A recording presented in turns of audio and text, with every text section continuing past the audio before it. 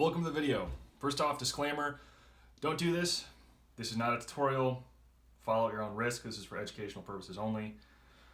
Okay, reloading for the Type 99 in 7.7x58 Japanese, converting cases from 270, 30-06, 280 Remington, 25-06, pretty much anything that has a parent cartridge of 30-06.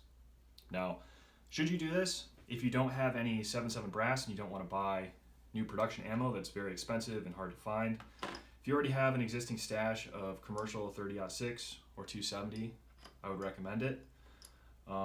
If you don't buy the cases and convert them, just buy PPU 7.7 cases for roughly $1 a piece. It is what it is, but it's not the end of the world. So, a few things to go over. The number of reloads you can expect from converted cases. Here are examples of cases that have been fired and reloaded 15 times, annealed twice, and only full length sized. So I'm not neck sizing these. Full length sizing, each of these cases has been full length sized probably 50 times. And they mostly hold up. These are getting split case necks and some other issues at this point because they're just pretty much at the life of the case. So if you do it correctly, I would recommend 10 to 15 reloads per case. If you're just doing low to moderate loads, you can get more, you can get less. Depends on the brass you use. I highly recommend using commercial brass for 30-06 and 270. You can use surplus M2 ball stuff, 30-06 military brass, but in my experience it doesn't work very well. Cracks after a couple firings. So if you have a bunch of it, you can go with it, but I wouldn't. From my experience, it doesn't work very well. Also, before you do any of this, make sure your Type 99 is a real rifle. Make sure it's not in 6.5. Make sure it has locking lugs.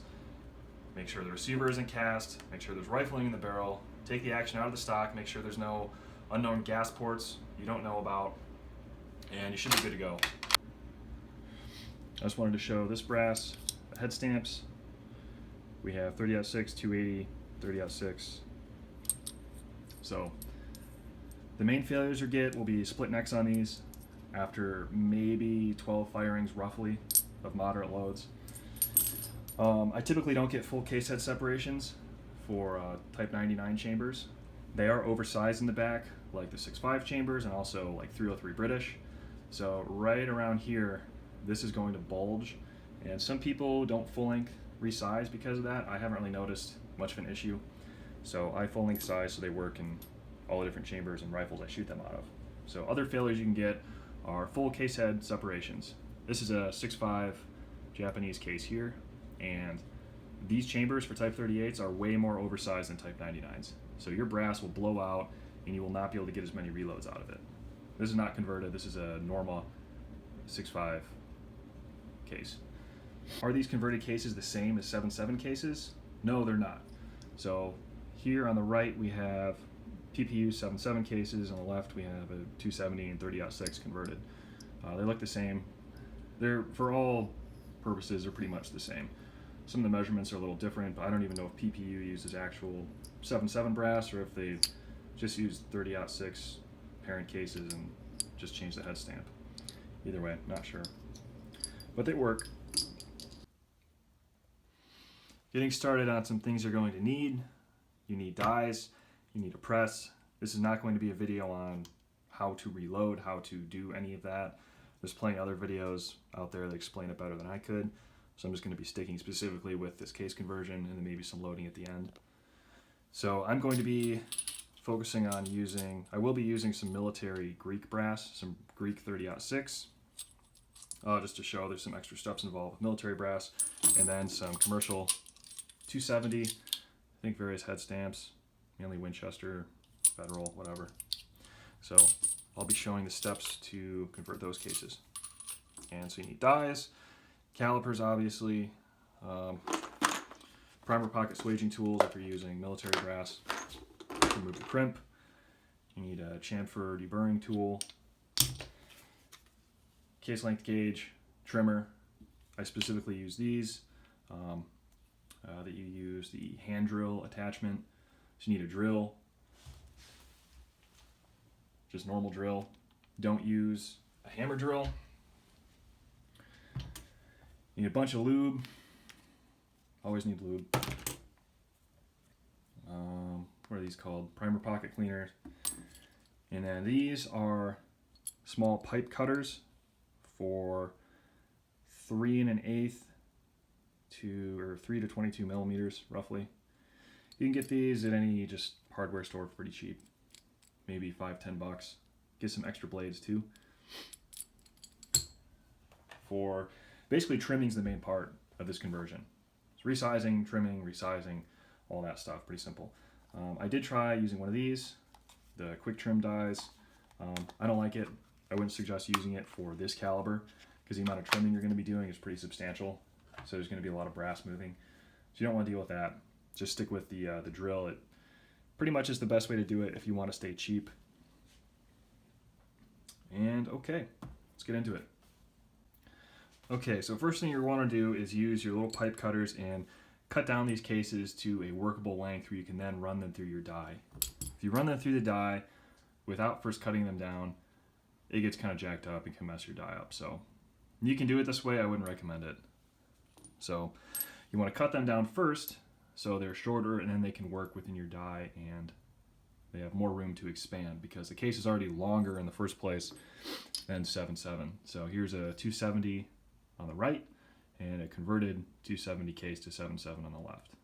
So that's the goal. So this is the length we are trying to achieve with this first cut. Obviously you trim it shorter. Doesn't even really matter how close you get, you just want to get kind of close. So this is a 270 case. You can measure it if you're starting out. So I want to trim it roughly to there, but really any size does help if you're pretty close. So to use these guys, it was close enough to me. Start cutting it. If you haven't used these before, they're just pipe cutters. You put it in there, you turn the wheel a little bit to tighten the grip, and you just spin the case. And you get this.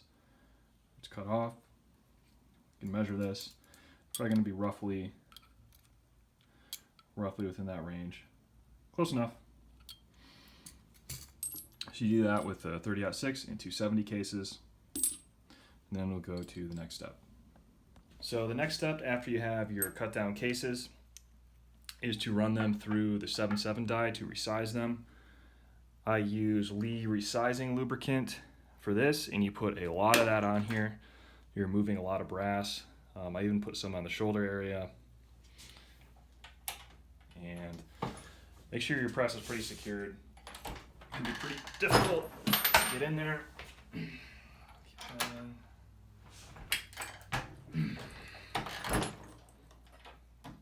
Also, what helps is taking a Q-tip and lubing the inside of the neck area here when the expander ball comes through, so it won't get stuck and break everything.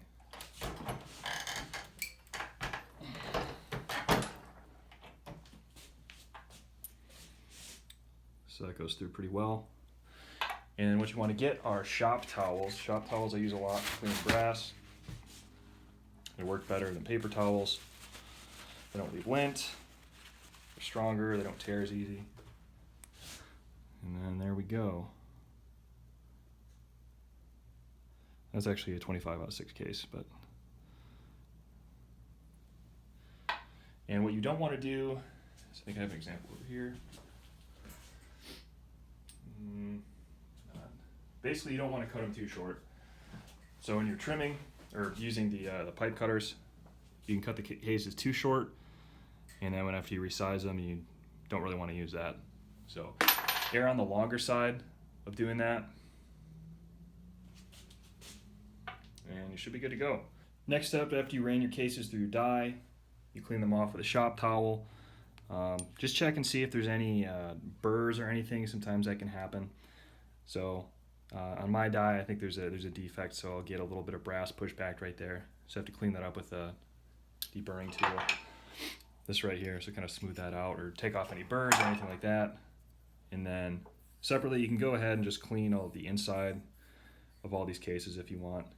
If you put the resizing lubricant inside where the shoulder is, that's always good to do.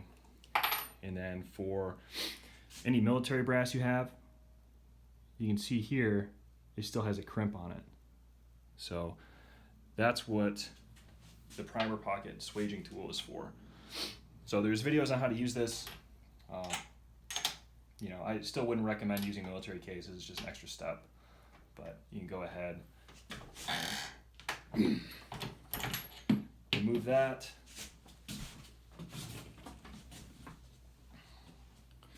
As you can see, it removes the factory crimps. Now you can see the normal primer in there. So go through and do that. Also, use your primer pocket cleaning tool, this thing, to clean in all the primers, or primer hole, flash hole. Do that, make sure that's all good to go. Then we can move on to trimming. Okay, on to trimming. So you need your drill, your case length trimming gauge thing, primer pocket cleaning tool if you haven't done that already, calipers, the thing to hold the brass, chamfer deburring tool, and what people mainly don't tell you is you need vice grips, and you need a, I don't know what size this is, this goes to a screwdriver, but it's essentially like a socket type thing. So this is to use in holding this. So basically find a screwdriver or wrench that can hold that. You're going to need it. You can't do this without these tools, at least I think. So take your brass, hand tighten it in here, and to hold on to it, adjust your vice grips so they can grab the top part, and then you tighten it. Make sure it's tight. If you do it by hand, it's not going to work at all. It has to be tightened with that. Put it in your drill, and you're good to go. Then you take your trimming tool and the ball grip, get down in there, and then you start trimming. I'm going to change angles for that. I'll just show one on camera. If you get this set up, you can get it going pretty fast, but you definitely need these and a drill. And then after you hit it, trim it down, you hit it with the chamfer and deburring tool, and you clean it off with a shop towel. So I'll show that real quick. Okay, bear with me here with this angle. So you're basically gonna have to hold on to this thing pretty hard and really push. I recommend doing this outside, even in winter. Do it over a bucket or a tote or something. You can catch all the brass because you're gonna get a bunch of shavings. So let's get that going.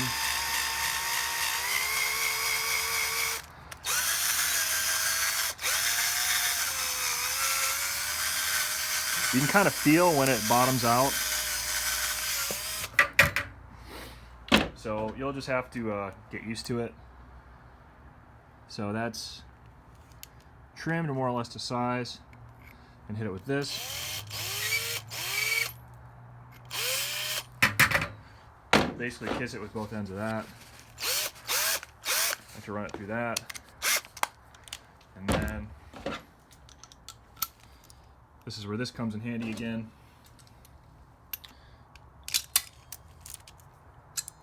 And you can easily load your next one in, and the process can get going pretty fast if you do it that way. Make sure to inspect your case after. Sometimes there's little pieces of brass on it. Maybe you have to chamfer it and deburr it one more time.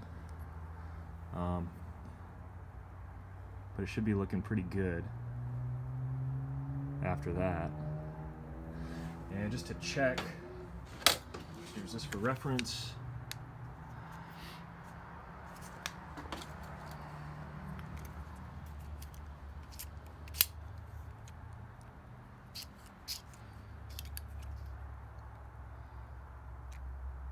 So okay, we're within the range we want to trim it at, so about 2.26.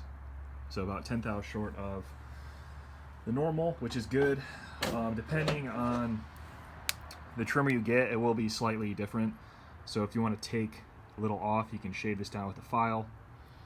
But typically that'll be fine. Trimming 10 thou down is pretty normal. And that's it. Let me show one more real quick. Let's see. Let's get that was a 270. This would be the Greek HXP brass. So put that in there. If I can do this properly, finger tighten that. Put that down. That drill.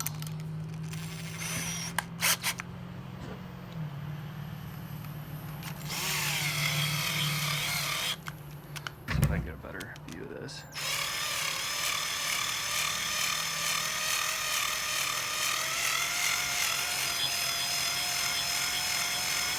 You see the amount of brass, that's why I don't recommend using the Lee quick trim tool and the die. And also just to separate trimming outside of your loading bench.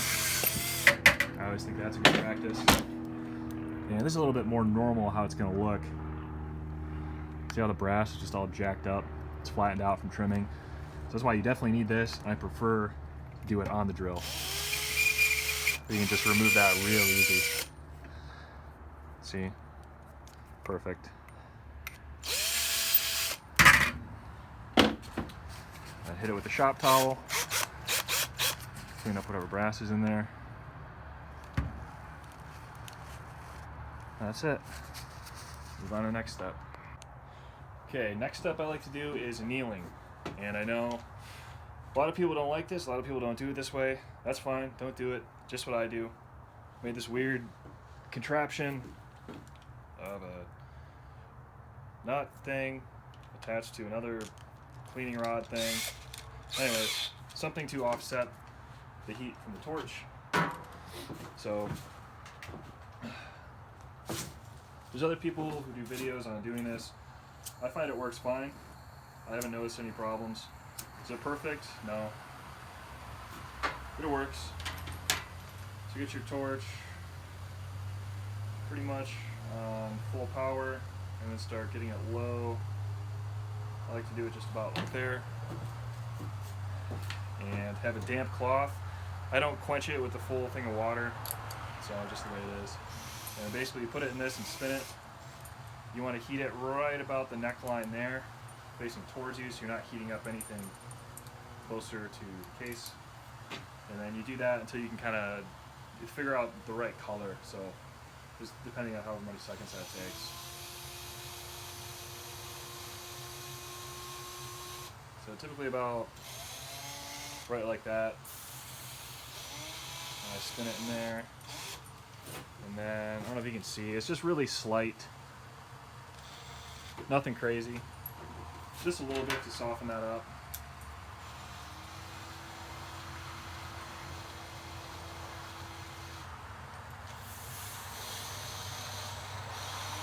So typically anywhere from like 6 to 9 seconds or something.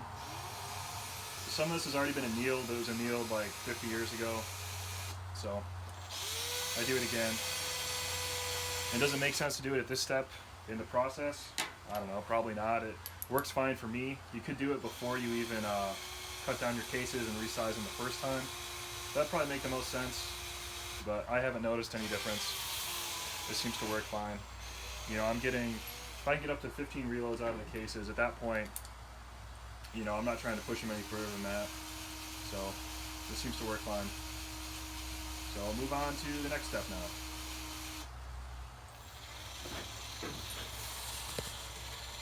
Okay, so next part, after we trimmed, annealed, now we have to resize again. It's a very important part, otherwise you can't reload.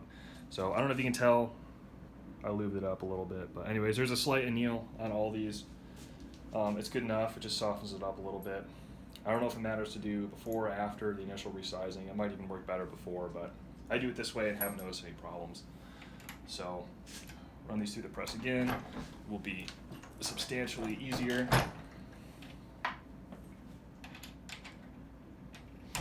And then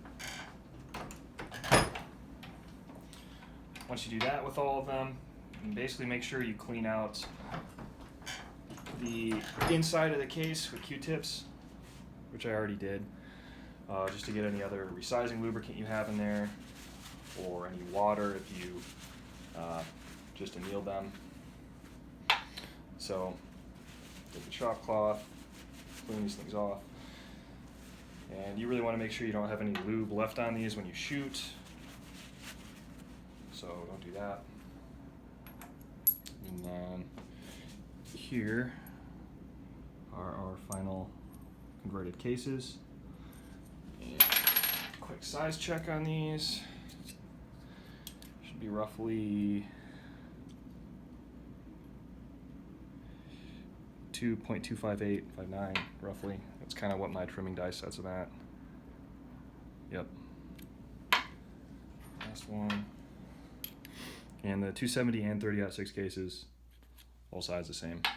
So about 10,000ths less than normal. And all right, we'll get to some final thoughts.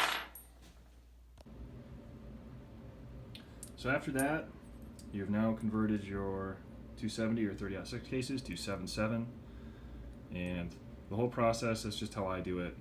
Other people can do it differently, but there aren't a whole lot of instructional videos on how one would go about doing that. So there's that. And also here's a authentic 7.7 case.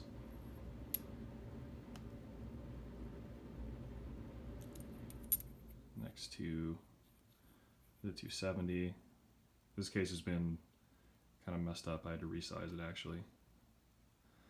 But they're pretty much identical for what it's worth. And here's a clip of real rounds. There's one of the actual bullets.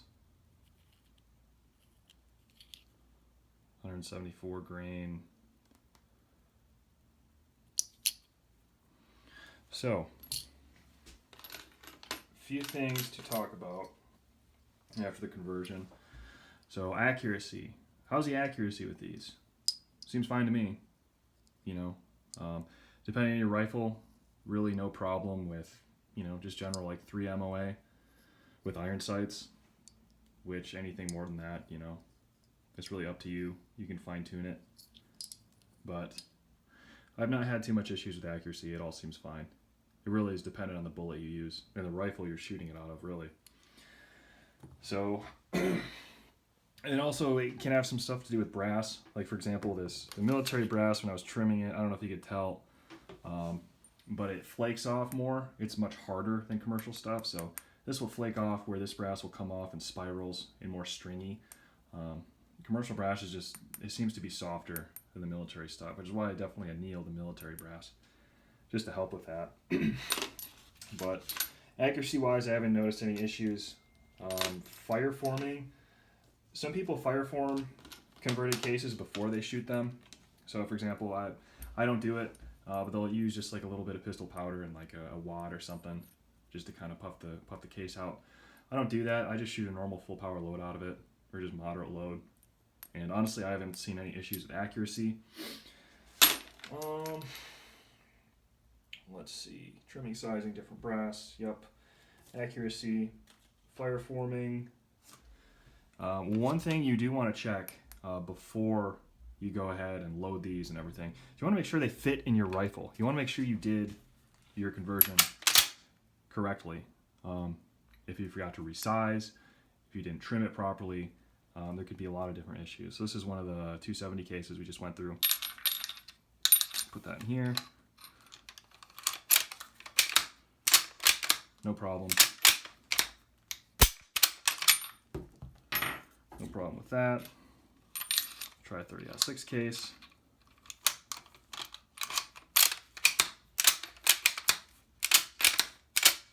Functions fine. And then when you go ahead and load your ammo for the first time, so your first time you're shooting it, Some of it might be a little tight in your chamber. So these are live loaded rounds that have not been fired yet. They've been converted. So I'll show a couple of them.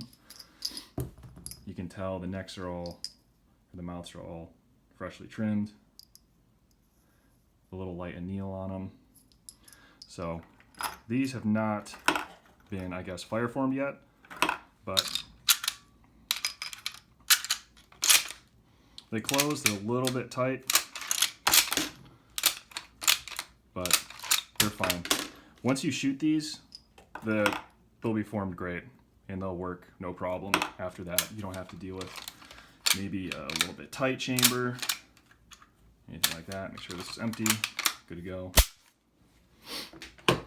So yeah, basically watch out. It might be a little tight the first time you shoot it, but after that you shouldn't have any issues.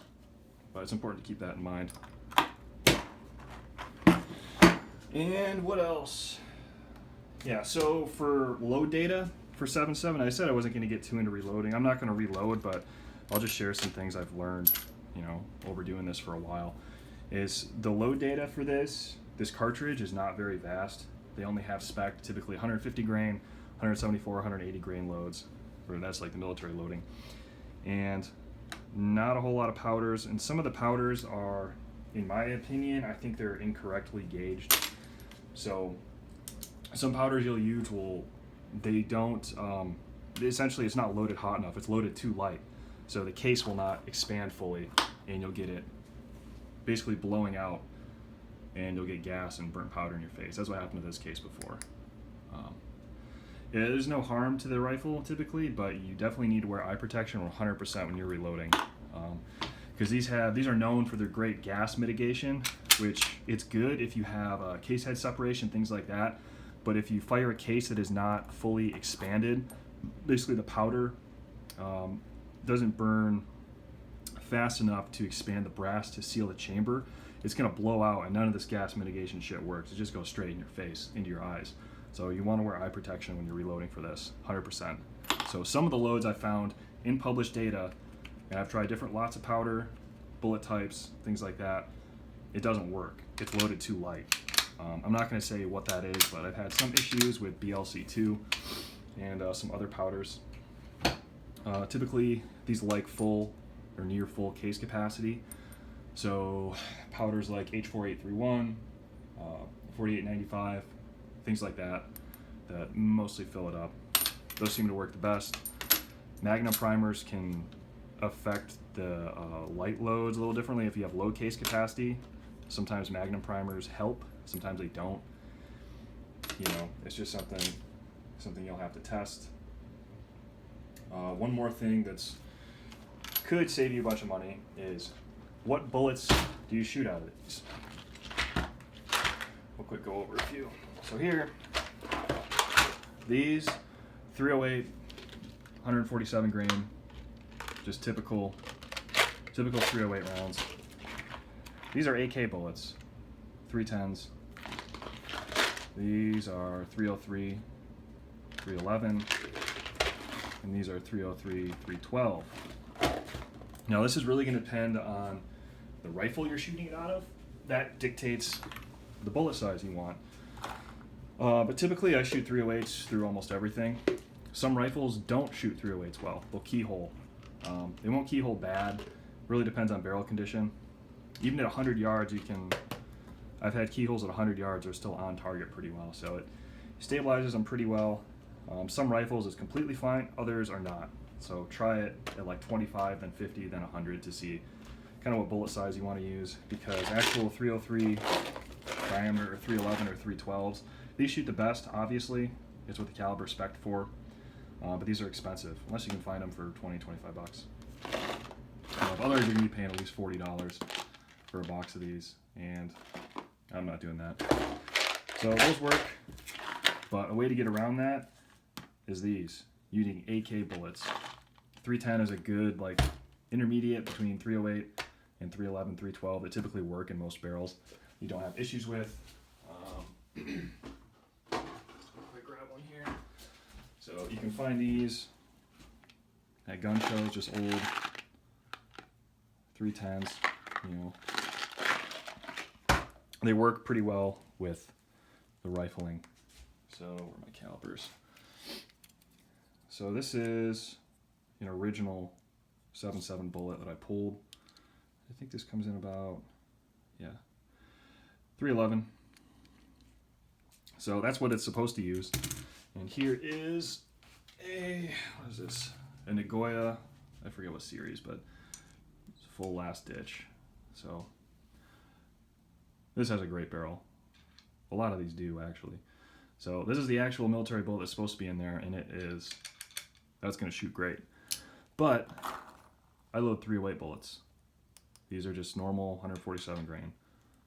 And these shoot very accurately at 100. So, but I have some Arisakas that don't. Some won't shoot 308s. So I'll shoot these through them. And the problem is there's no load data, published load data for lighter bullets like 123, 125 grain bullets. So you're going to have to figure that out. There's some similar calibers, but it's something you're just going to have to figure out. But I would recommend just shooting 308 bullets just for fun, or AK bullets. That seems to help if you want to save money at least. So I think that's it. Let me know anything I missed, or if you want to add anything. This is just how I do it. You don't need to follow any of this. This is not an instructional video. Just sharing what I've been up to. So thanks.